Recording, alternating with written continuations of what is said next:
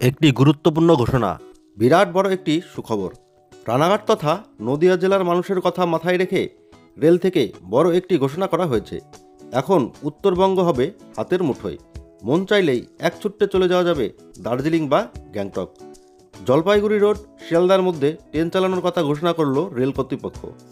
এই ট্রেনটি আজিমগঞ্জ, মালদা, এনজিপি হয়ে যাবে। রাতে ছুটবে সাপ্তাহিক এই ট্রেনটি। কবে কখন এই ট্রেন ছাড়বে, কখন গন্তব্যে গিয়ে পৌঁছবে, সেই সমস্ত তথ্যই জানাতে চলেছি এই ভিডিওর মাধ্যমে। সাপ্তাহিক এই ট্রেন রাতে ছাড়বে শিয়ালদা থেকে, দুপুর নাগাদ সেটি গিয়ে পৌঁছবে জলপাইগুড়ি রোড স্টেশনে। ট্রেনটি শিয়ালদা থেকে ছাড়বে শুক্রবার রাতে, ফিরতি পথে সেটি জলপাইগুড়ি রোড থেকে ছাড়বে শনিবার রাতে।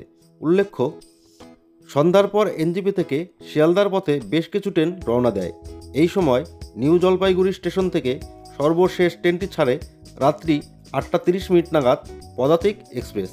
আর এই নতুন ট্রেনটি ছাড়বে জলপাইগুড়ি রোড থেকে। নোটিশ অনুযায়ী শিয়ালদা থেকে এই ট্রেনটি শুক্রবার রাত 11:40 রওনা দিয়ে মালদা স্টেশনে পৌঁছবে শনিবার সকাল 6:20। এরপর সকাল 10:30 পৌঁছবে এনজিপি স্টেশনে। এরপর সেটি জলপাইগুড়ি রোড স্টেশনে পৌঁছবে দুপুর 12:15। অন্যদিকে ফিরতি পথে শনিবার রাতে জলপাইগুড়ি রোড থেকে এই ট্রেনটি ছাড়বে। রেল বোর্ডের নির্ধারিত সময় অনুযায়ী রাত্রি 8:30টার সময় সাপ্তাহিক ট্রেনটি শিয়ালদার উদ্দেশ্যে যাত্রা শুরু করবে।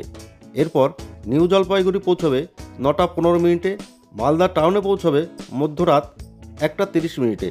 এরপর শনিবার সকাল 8:10 পৌঁছাবে শিয়ালদায়।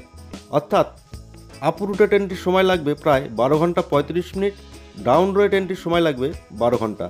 মালদা টাউন এনজিপি ছাড়াও Naihati, Ranaghat, Krishnanagar city, Baharampur, Azimganj, Jangipur road, new Farakka, Shamsi, Aluabari road, Kishanganj স্টেশনে ট্রেনটি স্টপেজ দেবে।